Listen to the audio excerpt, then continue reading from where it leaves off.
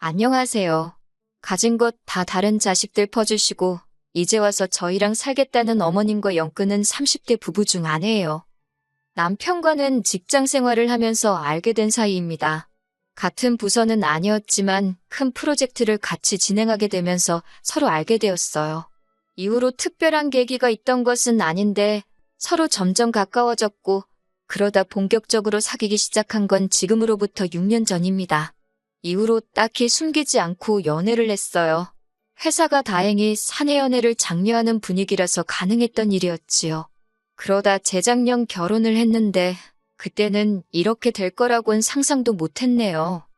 저는 서울에서 차로 8, 9시간은 걸리는 지방에서 나고 자랐습니다. 친정 부모님은 농사를 지으시는데 땅은 2만 평 정도고 여러 작물을 다루십니다. 일할 사람이 없어서 외국인 노동자들을 쓰고 계시고요. 돈은 제법 되는 걸로 알아서 친정아버지도 농담처럼 회사 다니다 힘들면 때려치고 내려와서 농사나 지어라 하시는데 그럴 때마다 친정어머니는 아주 질색을 하시지요. 저는 저희 부모님 직업을 부끄럽게 생각해 본 적은 한 번도 없습니다. 하지만 서울에 있는 대학에 합격해 상경하게 된 이후로 서울 사람들이 농사에 대해서 저와는 조금 달리 생각하고 있다는 걸 알게 되었어요. 어쩌다 친정 부모님이 농사를 짓는다고 하면 다들 돈은 안 되고 힘든 일을 하신다고 생각하는 눈치더라고요.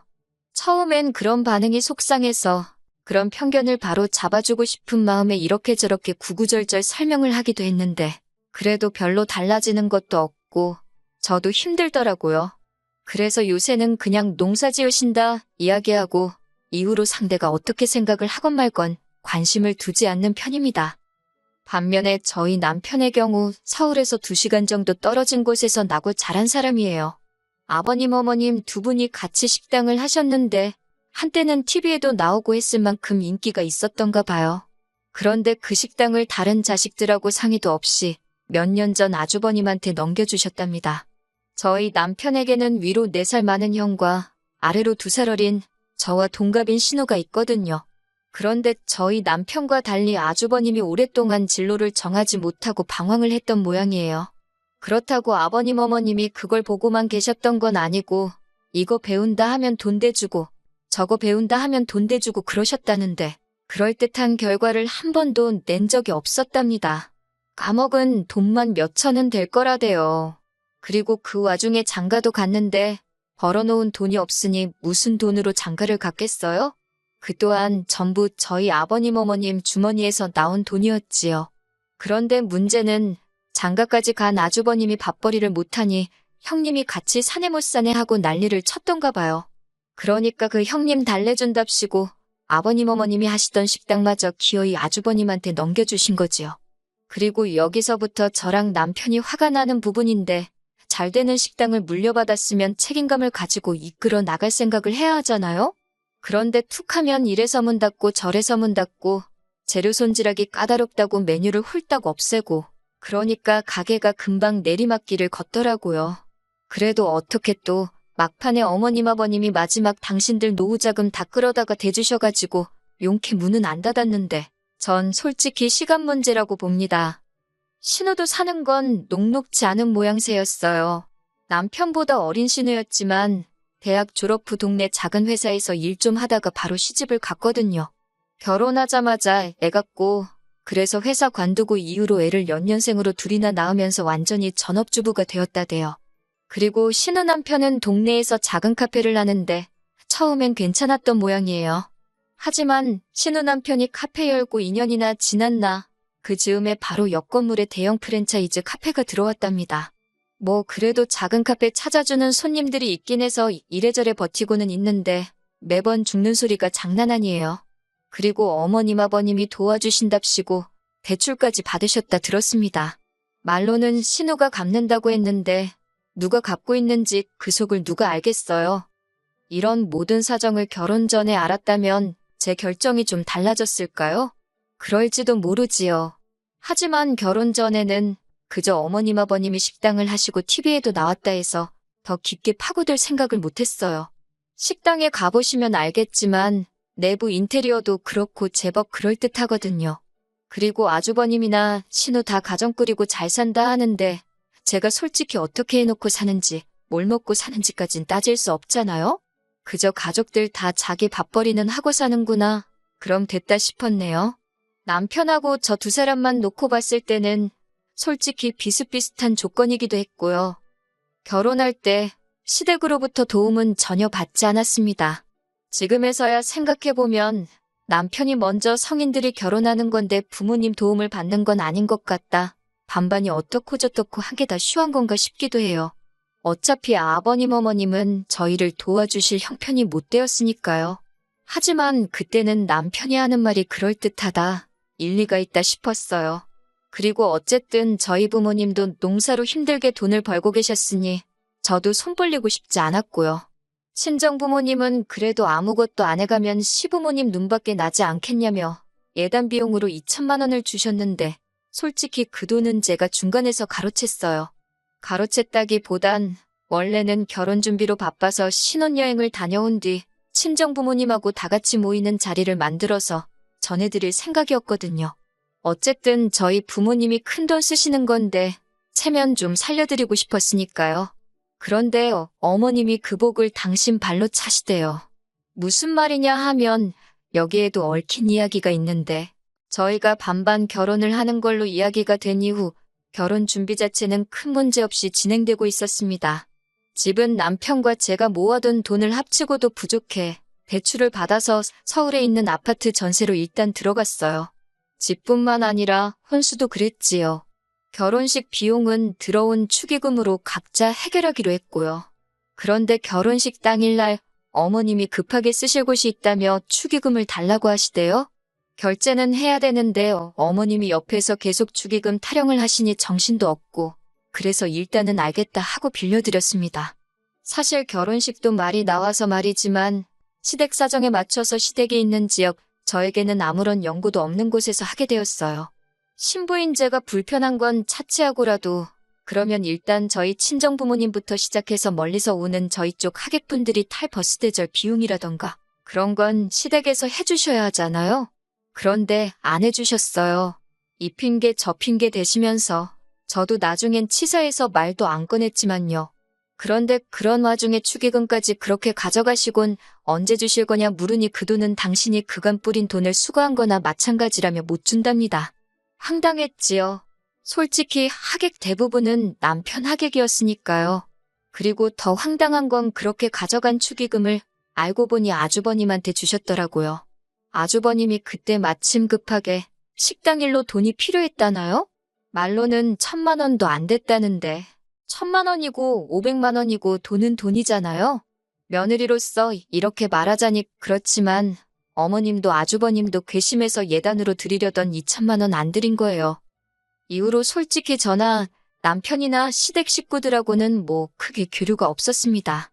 물론 매달 어머님 아버님 쓰시라고 30만 원씩 용돈 보내드렸고 명절이나 시부모님 생신처럼 저희 도리를 해야 하는 날은 챙겼지만요. 그 외엔 가족 모임이라던가 그런 건 굳이 나서지 않았네요. 그러다가 아버님이 저희 결혼한 지 2년쯤 되던 해에 간암 판정을 받으셨어요. 그리고 뭐 제대로 손 써볼 여유도 없이 한 달도 채 되지 않아 돌아가셨지요. 이때는 뭐 그동안 서운했고 그런 걸 떠나서 다들 상심이 컸고요. 그런데 아버님 장례 치르고 처리해야 할 일들이 어느 정도 마무리가 되었을 무렵 어이없는 이야기를 듣게 되었습니다. 아버님이 돌아가시기 며칠 전 유언을 남기셨다는 겁니다. 아주버님네, 신은혜, 어머님만 모여있는 자리였다나요? 저희는 그런 모임이 있는 줄도 몰랐고요. 그런데 아버님이 하셨다는 유언 내용이 가관이었습니다. 아버님이 어머님더러 당신 죽으면 꼭 둘째 아들내, 그러니까 저희 집으로 가라고 하셨다는 거예요. 그 이야기를 듣자마자 저도 모르게 왜요. 소리가 입에서 절로 튀어나가더군요. 왜 저희 집으로 가라고 하신 거냐니까 그 의중이야 당신인들 알겠냐 하시더니 아주버님이랑 신우가 돌아가신 아버님의 마지막 말씀이니 저희가 그 말씀을 따랐으면 좋겠다는 겁니다. 어이가 없어서 일단은 안 된다고 했어요. 남편도 옆에서 말도 안 되는 소리 하지 말라고 그러더라고요. 그리고 이후로 아버님 돌아가시고 한반년이나 되었을까요? 어머님이 언젠가부터 속이 미식거리고 머리도 아프고 몸 여기저기가 안 좋다고 툭하면 전화로 앓는 소리를 하시더라고요. 사실 아버님도 간암 판정 받기 직전에 보이신 증상이 속이 미식거린다, 머리가 아프다, 어머님 하시는 말씀이랑 비슷했거든요. 그러니 신경을 안 쓸래야 안 쓸 수가 없대요. 그런데 아주버님이고 신우고 누구 하나 어머님 모시고 병원 가는 사람이 없더라고요. 그래서 남편하고 상의 끝에 일단 올라오시라고 하자 병원에 모시고 가자 했어요. 저희가 일하는 회사가 모 대학병원이랑 연계가 잘 되어 있어서 병원에 모시고 가는 건 좀 번거롭긴 해도 어려운 일은 아니었거든요. 그렇게 어머님이 올라오셨습니다. 그런데 무슨 어디 여행이라도 가시는 분 마냥 짐을 많이도 사오셨더라고요. 황당했지만 어차피 내려가실 땐 태워다 드릴 생각이었으니까 대수롭지 않게 생각했어요. 그리고 이튿날 병원에 모시고 가서 검사받고 결과가 나올 때까지 저희 집에 계시겠다고 우기셔서 그래 뭐 혹시나 결과가 안 좋으면 다시 모시고 가야 할 수도 있단 생각에 계시라 했습니다. 그런데 일주일 뒤 받아본 결과지는 걱정할 게 하나도 없었어요. 수치가 너무 좋았거든요. 심지어 몇몇 항목은 같은 나이대 분들보다도 훨씬 좋게 나왔지요. 그래서 이제 다시 어머님 댁에 모셔다 드리려고 하니 어머님이 정말 말 그대로 대자로 누우셔서는 가기 싫으시답니다. 혼자서 너무 외롭고 쓸쓸하시다고 가기 싫으시대요. 저희 집에 며칠만 더 있게 해달라고 말 그대로 떼를 쓰시더라니까요. 이러지도 저러지도 못하고 아버님 떠나시고 얼마나 외로우시면 저러시나 싶어서 매몰차게 할 수가 없더라고요. 그래서 일단 며칠 더 계시라 했어요. 이땐 남편도 무척 저에게 미안해했고요. 그런데 어머님이 계시니까 신경 써야 할 게 한두 개가 아니더군요. 먹는 것부터가 문제였지요. 저나 남편은 아침엔 입맛도 없고 해서 커피 한 잔만 마시고 점심은 회사에서 먹고 저녁도 보통 만나서 밖에서 먹고 들어오거나 그랬거든요. 그런데 어머님이 집에 계시니까 저희 원래 지내던 방식으로 지낼 수가 없어서 어쩔 수 없이 반찬을 하기 시작했어요. 사정을 들으신 친정어머니가도 좀 보내주셨고요. 맞벌이하는 와중에 반찬하는 것도 힘들고 친정어머니께도 죄송하고 반찬을 사다 먹는 것도 생각해봤는데 어머님께서 음식에 좀 예민하셔서 바깥 음식은 안 좋아하시거든요. 당신이 해드시면 좋겠는데 알아서 해드시면 모를까 며느리 입장에서 당신 손으로 만들어 드시라 할 수도 없고 여러 가지로 어려운 상황이었네요.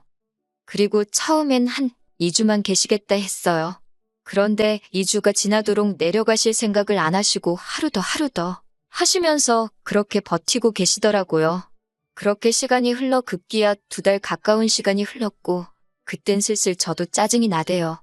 그리고 결국 기어코 저를 정말 폭발하게 만든 사건이 벌어졌습니다. 사건이 있기 며칠 전 제가 친정어머니께 더는 음식을 보내지 마시라 했어요. 먹고 싶으면 제가 이야기를 할 테니 괜히 밑반찬해서 보내지 마시라고요. 처음에야 어머님 드시는 게 신경 쓰여서 어쩔 수 없이 친정어머니 도움도 받았지만 한 달이 넘어갈 때부턴 어머님 때문에 친정어머니 고생시키는 게 말이 되나 싶었거든요. 그리고 그러나 중에 어머님이 언젠가부터 친정어머니가 보내주시는 반찬을 가지고 투정을 하시대요. 너희 어머니는 맨날 똑같은 거밖에 못하냐면서. 그런 소리 듣고 좋다 할 며느리가 세상 천지 어디 있겠어요? 그래서 친정어머니한테 더는 보내지 마시라 한 거예요. 그런데 제가 이야기하고 얼마 지나지 않아 친정어머니가 또다시 기어이 김치부터 시작해서 음식을 한가득해서 보내주셨더라고요. 그리고 선물 들어온 거라며 조기의 한우에 직접 농사 지으신 나물에 이것저것 잔뜩 챙겨서요. 택배가 금요일 낮에 도착했다고 연락이 왔고 냉장고에 넣어야 할 것도 있었으니 어머님더러 받아서 냉장고에 좀 넣어달라 했습니다. 지난번엔 홧김에 이제 보내지 마시라 했지만 또 막상 친정어머니가 보내주신 반찬이 냉장고에서 저를 기다리고 있을 걸 생각하니 빨리 퇴근해서 밥 먹고 싶단 생각밖에 안 들대요. 그렇게 들뜬 마음으로 집에 돌아왔습니다. 집에 도착하니 어머님은 TV를 보고 계셨고 집은 어느 때와 마찬가지로 엉망이었어요. 치사하게 들릴지 모르겠지만 저희 어머님은 저희 집에 계시는 동안 솔직히 말해서 청소기 한 번 돌려주신 적 없고 남편 양말 한 짝 개어주신 적 없습니다. 아무튼 배도 고프고 허기가 졌지만 청소부터 해놓고 먹자 싶어서 불이 나게 집 정리를 시작했어요. 어머님은 점심에 뭘 드신 건지 설거지도 평소보다 많이 쌓여 있었고, 그래도 이래저래 정리가 끝나갈 때쯤 남편도 퇴근을 해서 집에 들어오대요. 그렇게 이제 저녁상을 차리려고 냉장고를 열었습니다. 그런데 친정어머니가 말씀하신 것과 달리 반찬들이 몇 개 없더라고요. 심지어 뚜껑을 여니 반밖에 안 찬 것도 있었고요. 그래서 어머님께 이게 전부냐 물으니 어머님이 아무렇지도 않은 표정으로 반찬이 너무 많아서 신우를 불러서 챙겨주셨다는 겁니다. 제가 황당해서 저한테 말도 안 하고 신우한테 준 거냐니까 그럼 당신이 그런 것도 저한테 허락을 받아야 하냐대요. 어이가 없어서 저희 친정어머니가 보내주신 거잖아요. 라고 대꾸하니 니네 친정어머니가 너 혼자 먹으라고 보냈겠냐면서 저더러 욕심도 사납다 그러시는 거예요. 그러면서 저더러 성격을 좀 고쳐 그러는데 황당해서 말도 잘 안 나오대요. 그리고는 설마 싶어서 냉동실을 열어보니 친정어머니가 보내주셨다는 것들도 하나도 안 보였어요. 제가 조기랑 한우랑 나물 말린 건 다 어딨냐고 하니까 어차피 니들 집에서 밥도 잘 안 먹지 않냐면서 거기 신혼에는 애들도 있고 그래서 그것도 줬답니다. 얼마나 아무렇지 않은 표정으로 뻔뻔하게 말씀하시던지 황당해서 기가 차더라니까요. 저는 말 그대로 할 말을 잃었습니다. 어쩜 저렇게 뻔뻔하신가 싶고 어디부터 따져야 되나 화가 나서 머리가 안 돌아가는 느낌이었달까요. 그런데 그때 모든 상황을 지켜보고 있던 남편이 재산은 형한테 다 퍼주고 이제 퍼줄 게 없으니 우리 집 냉장고를 신우한테 퍼주냐면서 도대체 나한테는 뭘 해주려고 이러는 거냐고 빈정대기 시작했어요. 그러자 어머님께서 당신 사는 집 거기 보증금 빼서 저희 주신답니다. 저는 솔직히 그때까지 그 집은 그래도 어머님 아버님 명의로 돼 있는 줄 알았는데 반월세라는 사실을 알고 깜짝 놀랐어요. 남편이 그러자 그까짓 거 보증금 뭐 2천이나 되냐 3천이나 되냐 짜증을 내더니 그 돈 받고 독박스를 있냐면서 대뜸 어머님더러 집에 가게 짐 챙기라 그러대요. 그런데 어머님이 집 싫다 안 간다 하시니까 그러면 신혼에 데려다 준다고 빨리 옷 입으라고 윽박을 질렀어요.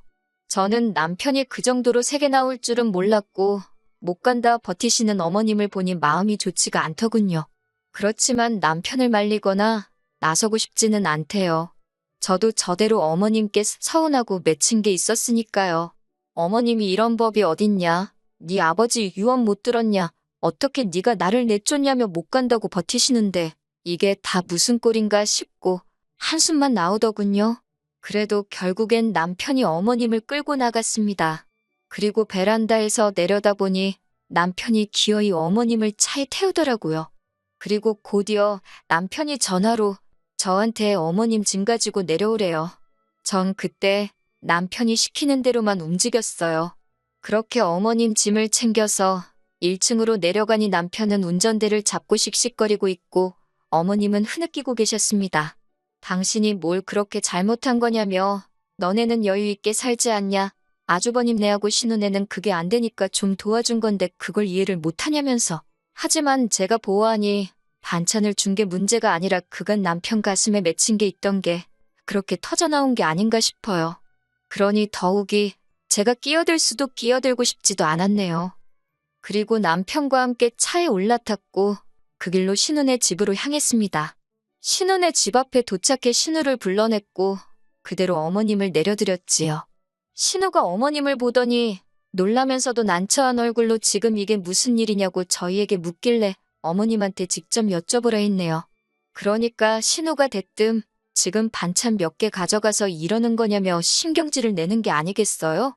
그러자 남편이 반찬 몇 개, 어머니야 그렇다 쳐도 너는 그러면 하다못해 잘 먹겠다 연락이라도 하는 게 예의 아니냐면서 사가지가 없다고 욕 비슷하게 뭐라 했지요.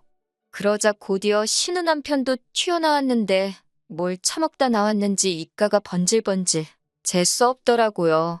더는 상종할 필요도 없다 싶어서 그대로 남편하고 집에 돌아왔습니다. 그리고는 뭐 아주버님한테 전화 오고 신우한테 전화 오고 하는데 남편이 먼저 나서서 우리는 못 모신다고 딱 못을 박더군요. 전화 내용이야 제가 다 듣진 못했어도 이후로 지금까지 연락이 없는 걸로 봐서는 얼추 정리가 된 것 같습니다. 솔직히 저도 그렇고 남편도 그렇고 마음이 후련하고 그런 건 아니에요. 그런데 뭐 남편이 먼저 다 필요 없다. 사람 대접해주는 처가에 더 잘하고 살겠다 하니 저로서는 거절할 이유도 싫다 할 필요도 없잖아요? 제가 알기로 어머님은 결국 집으로 돌아가셨어요. 그러게, 자식 셋 고루고루 챙겨주셨으면 얼마나 좋았을까요? 아니면 아예 다들 각자 도생하게 내버려 두시던가. 어머님 처지가 안타깝긴 하지만 어쩌겠어요. 시간이 해결해주면 다행이고, 아무튼 이렇게 말해도 될지 모르겠지만, 사람이건 뭐건 뿌린 대로 거둔다는 말이 딱인 것 같습니다.